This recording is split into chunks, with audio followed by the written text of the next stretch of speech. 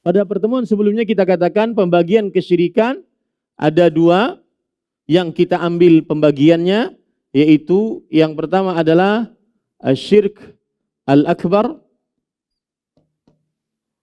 kemudian yang kedua adalah asyirk al-asghar. Dan pada pertemuan sebelumnya kita sudah sebutkan ada khilaf di antara para ulama, ada yang mengatakan syirik akbar, syirik asghar, syirik khafi, ada yang mengatakan syirik akbar, syirik asghar, syirik khafi, syirik asir, ya. Tetapi kita ambil pembagian dua ini, syirik akbar dan syirik asghar. Ini sudah kita bahas. Kemudian kita bagi syirik akbar, aqsam asyirik al-akbar. Sini kita tambahkan, dan di sini kita lama berbicara pembagian syirik akbar. Dan kita katakan pembagian syirik akbar di dalam fi ar-rububiyah. Dalam rububiyah. Kemudian di dalam fi al-asma was sifat, dalam nama dan sifat-sifat Allah Subhanahu wa taala. Kemudian di sini di fi al-uluhiyah, dalam ibadah. Ini pembagian syirik akbar yang sudah kita pelajari dan kita sudah sampai di pojokan situ. Saya hanya ingin mengulang, yaitu pembagian syirik akbar di dalam perkara rububiyah yang berkaitan dengan kekuasaan, penciptaan, pengaturan. Maka orang mensyirikkan Allah Subhanahu wa taala di dalam rububiyah dengan dua hal. Yang pertama yaitu dengan ta'til,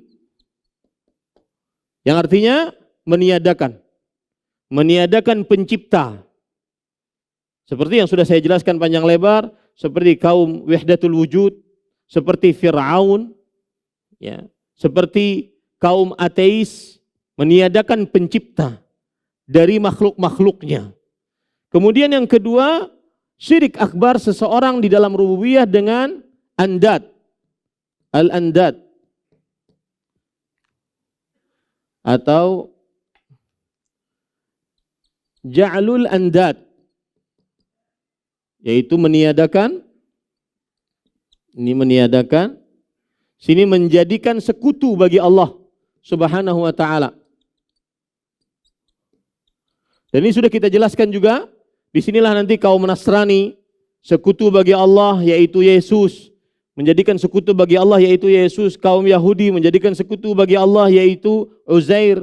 Kaum kafir Quraisy menjadikan sekutu bagi Allah yaitu Lata, Uzza, Manat, Hubal yang disebut sebagai anak perempuan Allah Subhanahu wa taala. Qadariyah menjadikan sekutu bagi Allah ada kekuasaan manusia dan ada kekuasaan Allah. Kemudian kaum Majusi, ini sudah saya jelaskan di sini. Ya.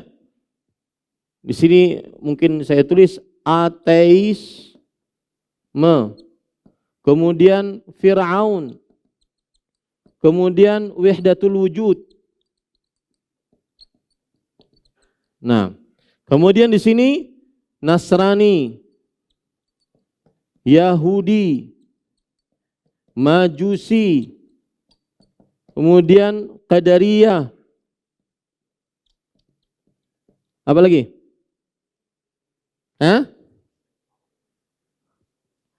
Kafir Quraisy. Nah, ini sudah kita pelajari semua. Mensyirikkan Allah secara akbar di dalam perkara rububiyah dengan cara menta'til, meniadakan pencipta dari makhluknya. Yang kedua, menjadikan ja'lul andad, menjadikan sekutu bagi Allah Subhanahu wa taala. Kemudian syirik akbar di dalam perkara nama-nama dan sifat-sifat Allah Subhanahu wa taala. Ini juga ada sekitar dua. Yang pertama yaitu meyakini i'tiqad syirik fil asma was sifat. Seperti misalkan kaum yang mengatakan Abdun Nabi. Meyakini sekutu di dalam nama-nama dan sifat-sifat Allah Subhanahu wa taala. Abdun Nabi, yaitu hambanya Nabi, Abdur Rasul. Ya, hambanya Rasulullah sallallahu alaihi wasallam.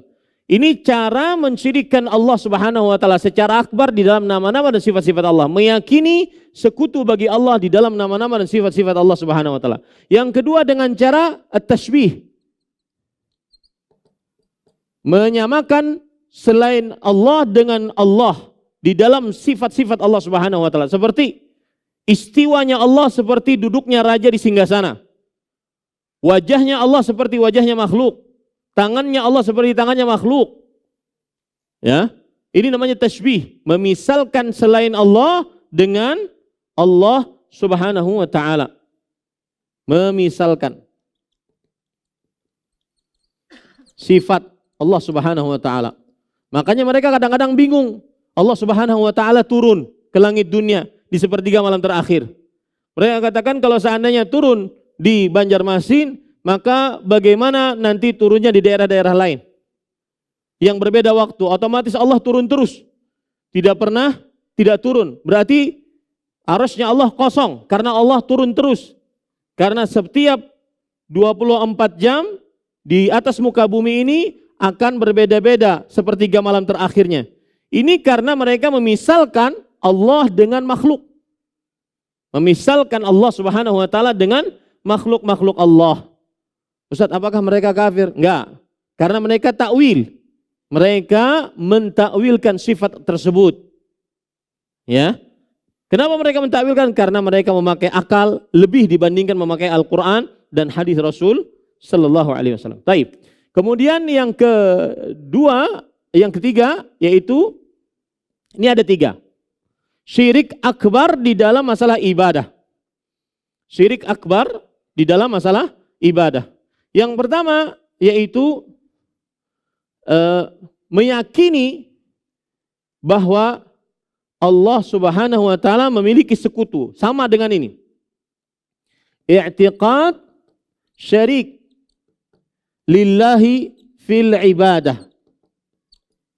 Meyakini ada sekutu bagi Allah dalam ibadah. Meyakini sekutu bagi Allah dalam ibadah. Ini seperti kaum Nasrani. Mereka meyakini bahwasanya Yesus bersekutu dengan Allah dalam ibadah. Kita beribadah kepada Allah, kita juga beribadah kepada Yesus. Ini juga sama dengan orang-orang Syiah Rafidhah yang mereka berdoa kepada Allah, mereka juga berdoa kepada Husain. Makanya madad ya Husain. Minta tolong wahai Husain.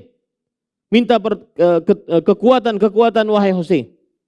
Ini mensyirikkan Allah dengan akbar di dalam perkara ibadah dengan meyakini ada sekutu bagi Allah Subhanahu wa taala. Dengan meyakini ada sekutu bagi Allah Subhanahu wa taala. Ini seperti Syiah Rafidhah dan yang lain-lainnya. Yang kedua adalah mensyirikkan akbar di dalam perkara ibadah, yaitu dengan sarfu naw'in min anwa'il ibadah.